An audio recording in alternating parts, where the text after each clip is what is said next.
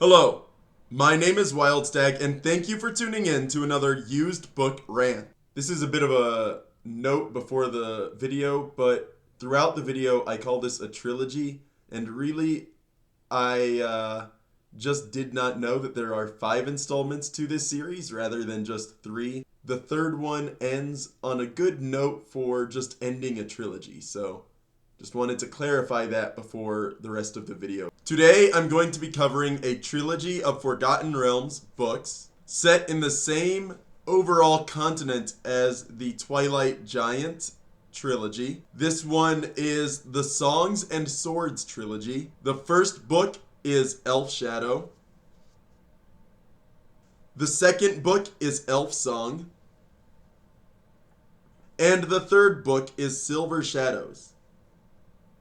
The author is Elaine Cunningham, and the artwork is done by Fred Fields for book 1, Daniel Horn for book 2, and Alan Pollack for book 3. This is centered around 2 main characters. The first is Erilyn Moonblade, a half-elf. Her last name is her inheritance. Her mother was the princess of effectively all elves on that plane, but her mother fell in love with a human, and she only ever had one kid, a half-elf. In the Forgotten Realms setting, all elves were created by Corellon Lorethian, the patron deity of elves. And what he did was he created a number of elf souls. Each elf effectively has a reincarnating soul because they're recycling those same souls over and over. In this setting, dwarves also tend to do that, but they don't really remember any past lives.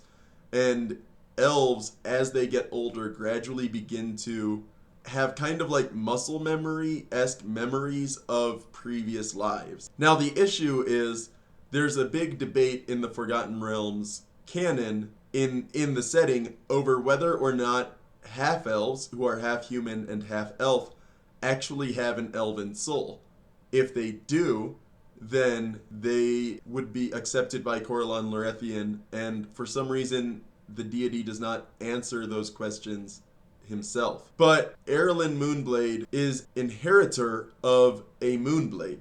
In this setting, Moonblades are incredibly rare, they're incredibly unique, and each one is passed down from one generation of elf to another, and each one's former generation's wielder imparts upon that sword a new ability. In effect, it's kind of like how in Boku no Hero Academia, Deku is the current bearer of a power that has multiple powers layered on top of it. In the Dungeon Master's Guide of 5th edition, Dungeons and Dragons, there is a set of magic items. The properties of each Moonblade are different based on the number of previous wielders it has had.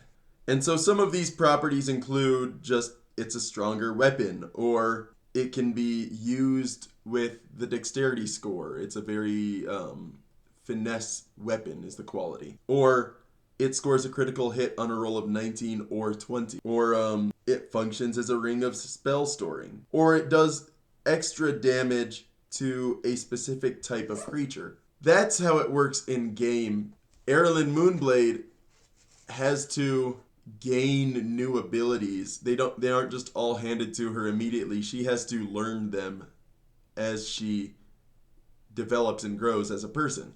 She also works for the Harpers. I don't believe she herself is a Harper agent, but she is aligned with that faction in the Forgotten Realms, and she serves as an assassin and mercenary for them as needed. She is a good-natured character, and she is effectively trying to, in this book and throughout the trilogy, trying to earn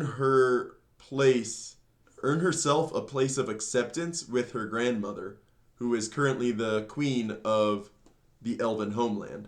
And so, as the only living descendant of that queen, she can't inherit the kingdom because she is half elf, but she can inherit certain aspects of her family. She also she ends up the lover of a bard, Danilo Than, who basically serves as her sidekick at times, her assistant. He's helping her out throughout her journeys. The plots are hard to remember. They weren't standout plots. I can roughly describe what happens in one of the books. So I can describe roughly that plot outline of one of the books, the third book, which was the most interesting to me. The other two were kind of a chore to read through, and they probably could have used a more engaging plot. But basically, Erilyn finds one of her ancestors, one who wielded her own moonblade, encased in a glass tomb, kind of like Snow White was in that old Disney movie.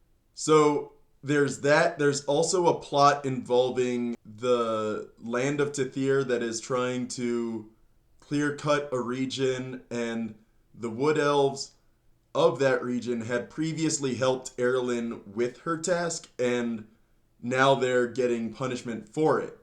In addition to that, there's the Lithari, which are elves that have the ability to change form into a wolf. They are considered mysterious and powerful to other elves, and their standing in defense of Erilyn gives her the push to, one, not be executed for bringing ruin upon the wood elves' home, but also the push to fight back against the Tithirans. The elves unite with fauns, centaurs, and other fey creatures that live in those woods, and eventually they fight back. It's all really interesting and convoluted. Erilyn starts off the book as an assassin who is trying to sneak her way in so that she can get into this nobleman's treasure trove,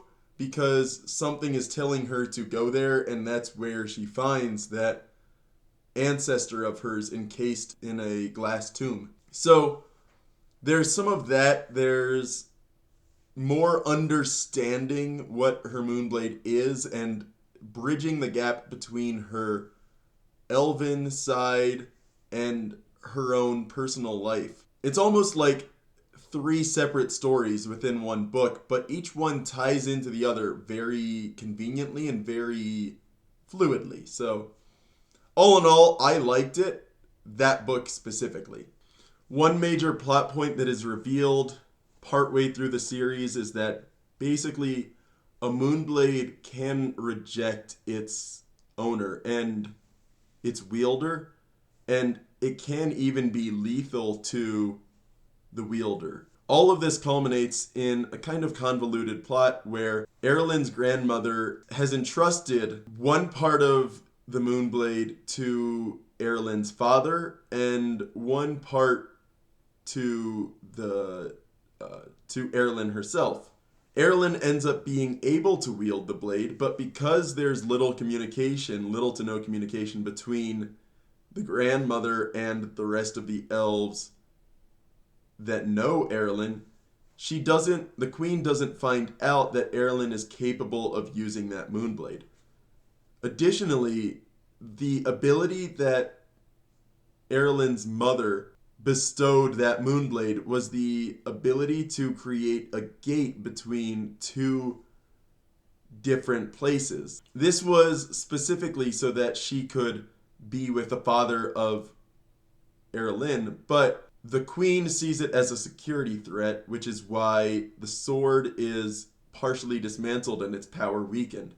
As Erilyn progresses in strength, she eventually learns of this secret, learns of the ability to use that gate, and so because of this, she never actually gets to meet her grandmother for a long time. She interacts with people within that circle, but she doesn't actually get to go to the land of the elves. And in the end, the grandmother kind of seems to accept her, partially because the Moonblade is full and complete, and it is serving the interests of the elven people, or rather, it is being wielded by a person serving in the interests of the people. And so, the only way to accept that the Moonblade is being used properly is to also accept Erilyn as one of her own. And so, the trilogy ends on that good note. The family is reunited. It isn't made whole again. It isn't reconciled per se. There's still work that would need to be done, but it's not broken anymore. The story ends with Erilyn accepting Danilo into her heart. They end up a couple. It leaves, a ending that she's straying further from her elven roots, but in a wholesome and healthy way. And I don't think Erilyn Moonblade's story is extended into the current edition of Dungeons and Dragons. There are certain characters that should have been able to live from 2nd edition all the way through 5th edition in Faerun's timeline that are not present in 5th edition. I mentioned this back in the Twilight Giants video, but